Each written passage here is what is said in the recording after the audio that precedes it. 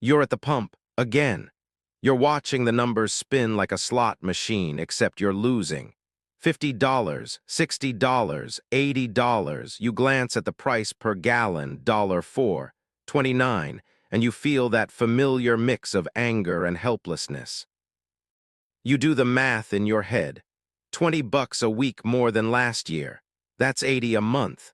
Almost $1,000 a year just gone, into the tank. You mutter under your breath about greedy oil companies, about OPEC, about whoever is to blame for this mess. You get back in your car. You turn on the news. And sure enough, there's a segment about pain at the pump and inflationary pressures, and how high gas prices are hurting American families. And you think to yourself, yeah, that's me. I'm the American family being hurt. But here's the thing. While you're feeling that pain, something else is happening.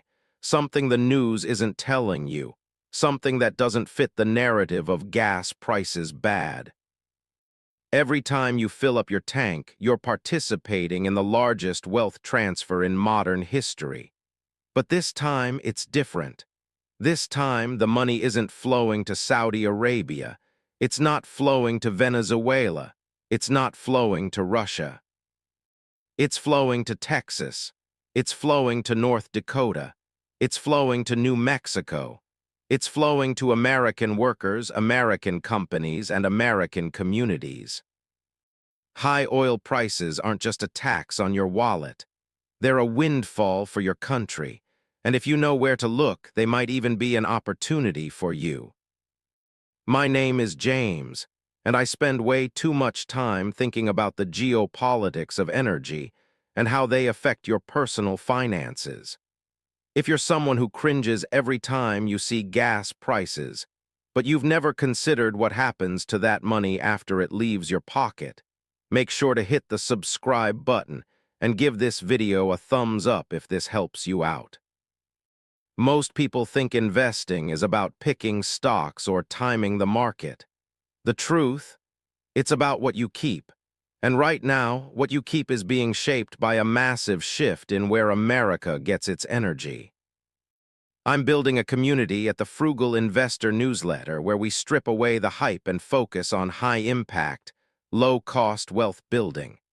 Get your copy, The 15-Day Blueprint for Wealth and Financial Autonomy, and join a group of like-minded investors who prioritize long-term gains over short-term trends. Link is in the description.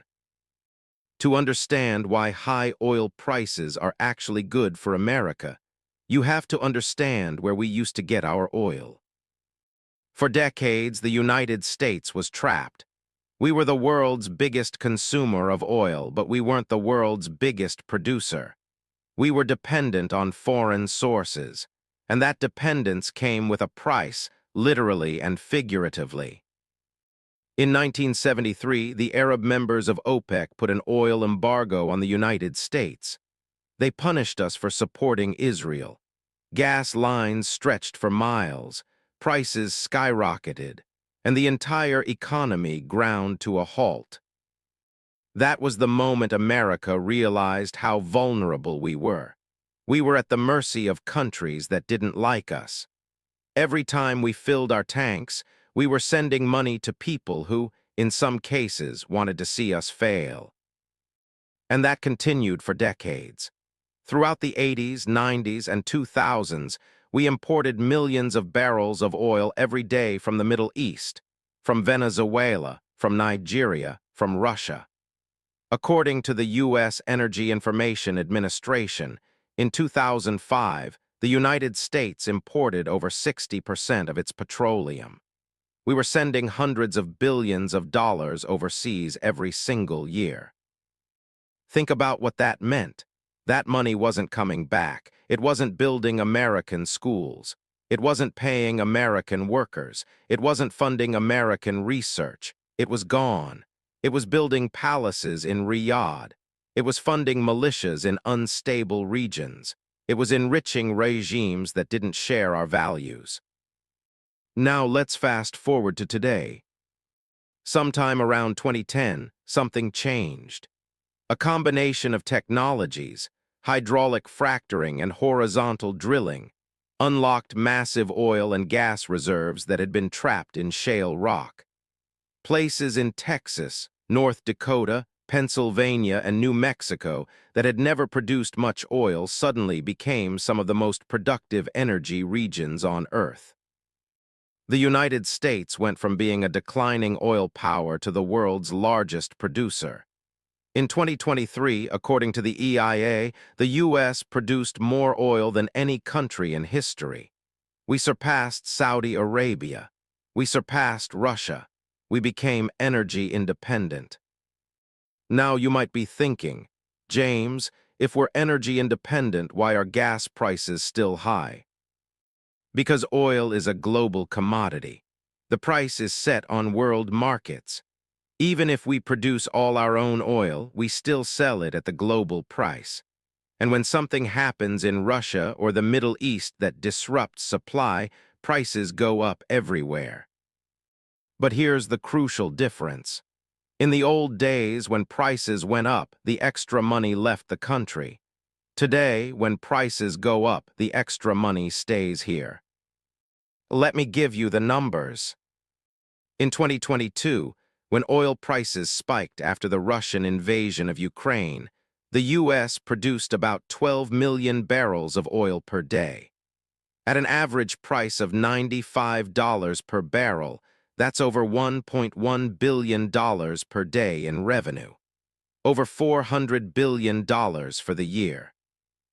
Now, in the old days, most of that would have been import costs. We would have been sending that money overseas. But in 2022, the U.S. was a net exporter of oil.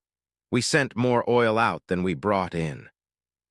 That means that $400 billion in revenue went to American companies, American workers, and American communities. Let's break down where that money goes. First, it goes to the oil companies. Yes, the big ones, Exxon, Chevron, ConocoPhillips. They make massive profits, and those profits are taxed. According to the Tax Foundation, the oil and gas industry paid over $50 billion in corporate income taxes in 2022. Second, it goes to investors. Millions of Americans own oil company stocks through their 401(k), S, and pension funds. When oil prices go up, those stocks go up. Your retirement account benefits. Third, it goes to workers. The oil and gas industry employs over 10 million Americans directly and indirectly, according to the American Petroleum Institute. And those jobs pay well. The average wage in the oil and gas industry is over $100,000, nearly double the national average. When prices are high, companies hire more, pay more in bonuses, and invest more in new projects. Fourth, it goes to state and local governments. Texas has no state income tax, in part because of oil and gas revenue. North Dakota's economy boomed during the shale revolution. New Mexico gets over 30% of its state budget from oil and gas. That money funds schools, roads, and hospitals. Here's what most people don't realize. Every time you pay $4 for a gallon of gas, about 15 to 20 cents of that is profit for the oil company. The rest goes to the cost of finding, extracting, refining, and transporting the oil. And almost all of that cost is paid to American workers and American businesses. In the old days, that 15 to 20 cents of profit might have gone to a foreign government. Today, it stays here. This is where it gets really interesting. High oil prices don't just enrich American companies. They fundamentally shift the balance of power in the world. Think about Russia. Before the Ukraine war, Russia was earning over $200 billion a year from oil and gas exports. That money funded their military. That money funded their propaganda. That money funded their ability to project power. When the West imposed sanctions and price caps, Russia's revenues fell. According to the International Energy Agency, Russia's oil export revenues dropped by nearly 30% in 2023. They're still earning money, but less. And every dollar they don't earn is a dollar they can't spend on tanks and missiles. Now think about Saudi Arabia. For decades, they've used their oil wealth to fund a very specific version of Islam around the world. They've built mosques, they've funded schools, they've spread influence. But as U.S. production has risen, Saudi influence has waned. They're no longer the swing producer. They're no longer the king of oil. They have to compete with American shale, which can ramp up production much faster than traditional oil fields. Venezuela, once one of the richest countries in South America, built entirely on oil. Now it's a failed state. Why? Because when prices crashed, they had no cushion. And when prices rose, they couldn't produce because they'd let their infrastructure rot. The contrast with the U.S., which used high prices to invest in more production, is stark. This is the energy independence windfall. It's not just about money. It's about power. It's about security. It's about no longer being held hostage by regimes that don't share our interests. Now let's talk about the brain. Because if this is all so good for America, why does it feel so bad? Because pain is concentrated and benefit is diffuse. When gas prices go up, you feel it immediately. Every time you fill up, you're reminded. It's tangible. It's in your face. It's $60 instead of $40. But the benefits? They're invisible. You don't see the jobs created in Midland, Texas. You don't see the dividends paid into your pension fund. You don't see the reduced influence of hostile foreign powers. You don't see the tax revenue-building schools in New Mexico. The pain is personal. The gain is collective. This is a classic psychological bias called identifiable victim effect reversed. We feel losses more than gains. We feel personal costs more than systemic benefits. And the media plays into this. Pain at the pump is a story. It's relatable. It gets clicks. Oil company profits fund American retirement accounts is a boring headline. It doesn't generate outrage. But here's the thing. You don't have to be a victim of this bias. You can choose to see the whole picture. You can choose to understand that your individual pain at the pump is part of a larger economic shift that benefits your country and potentially your portfolio.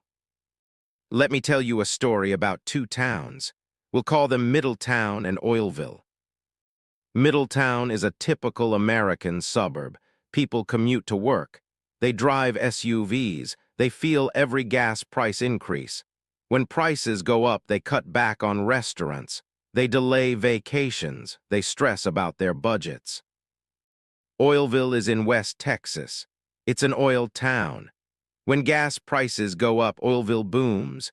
Hotels are full, restaurants are packed. Construction crews can't keep up with demand for new housing. Workers are making overtime. Bonuses are flowing. The local schools get new funding. The hospital expands. Now here's the thing. Middletown and Oilville are connected. The money Middletown spends on gas flows in part to Oilville. The waitress in Oilville gets better tips. The construction worker gets more hours. They spend that money. Some of it flows back to Middletown through online purchases, through travel, through investments. High oil prices transfer wealth from consumers to producers. And when the producers are American, that wealth stays in the American economy.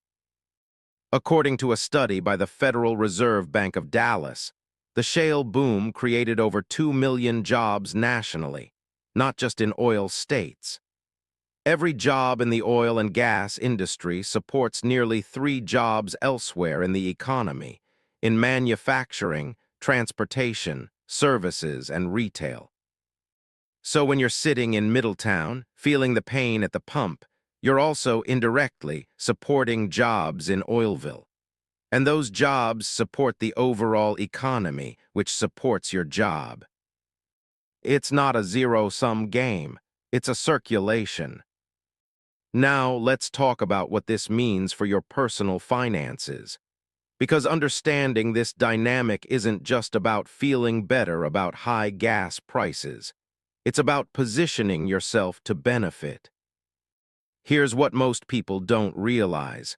When oil prices are high, energy stocks tend to outperform, and many of those stocks pay significant dividends.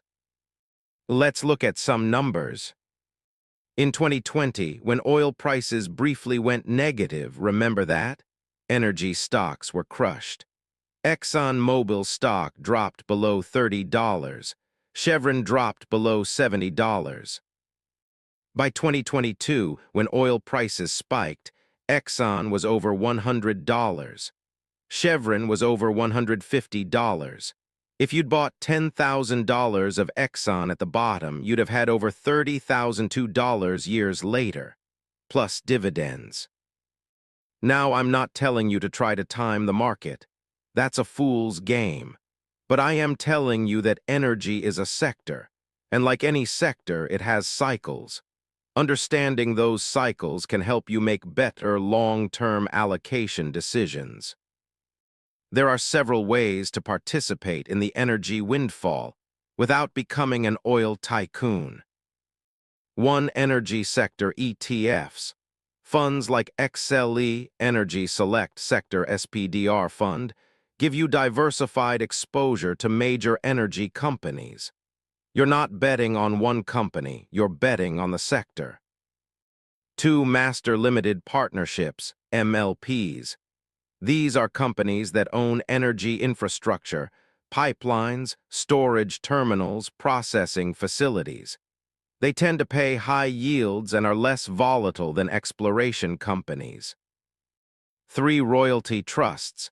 These are weird, obscure investments that hold rights to oil and gas revenues from specific fields. They pay out based on production and prices. They're complicated and have unique tax implications, so do your homework. 4. Your own 401(k). Check what energy exposure you already have. Many target date funds and index funds include energy stocks. You might already be benefiting without knowing it. 5. Local investments. If you live in an energy-producing region, consider local banks, real estate, or small businesses that benefit from the boom. This is higher risk, but also higher potential reward. Now you might be thinking, James, this is great for my wallet, but what about the planet? Aren't we supposed to be moving away from fossil fuels? This is a legitimate concern, and here's where the conversation gets nuanced. The transition to renewable energy is going to take decades. In the meantime, we still need oil and gas. And here's the paradox.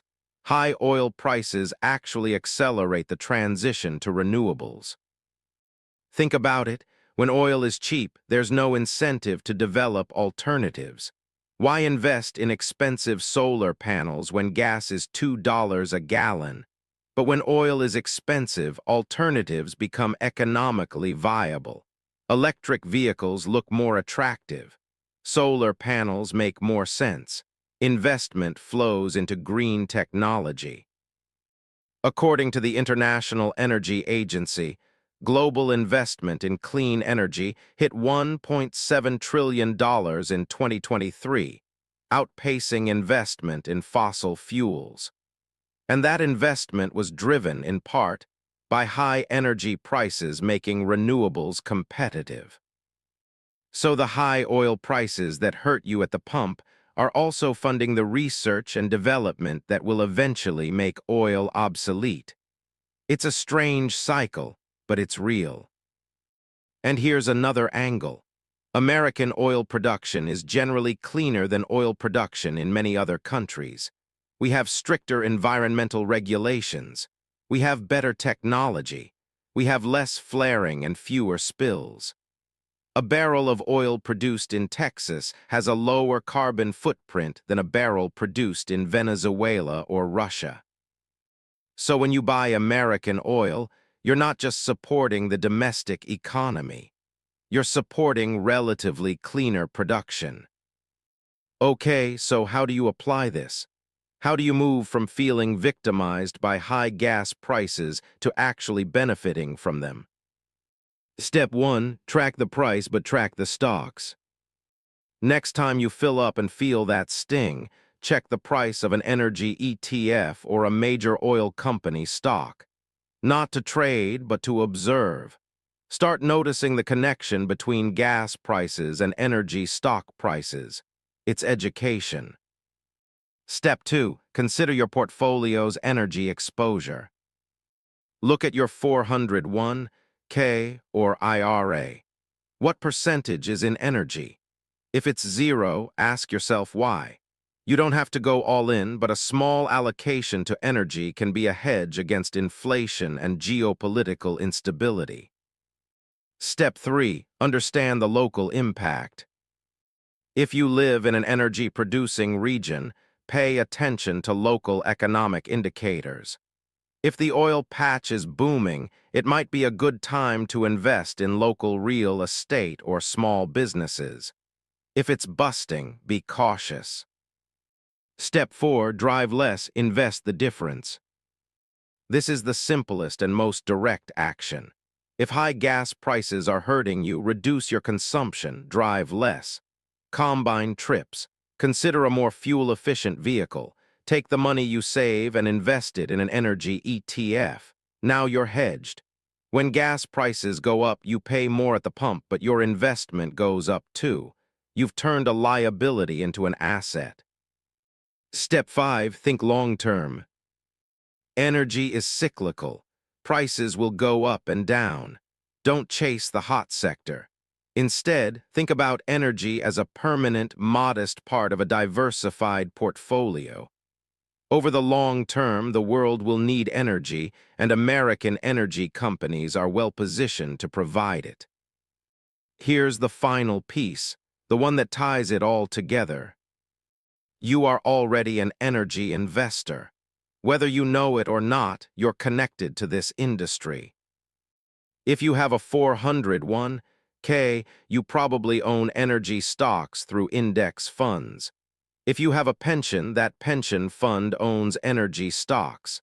If you have a bank account, that bank lends to energy companies. If you pay taxes, you fund the government, which collects revenue from energy production. The question isn't whether you're connected. The question is whether you're paying attention. The shift from being a net importer to a net exporter is one of the most significant economic developments of the last 50 years. It has changed the geopolitical landscape. It has strengthened the American economy. It has created millions of jobs. And yes, it has also meant that when oil prices go up, more of that money stays here. The next time you're at the pump, feeling that familiar frustration, try to see the bigger picture. Try to see the rigs in the Permian Basin. Try to see the pipelines running across the country.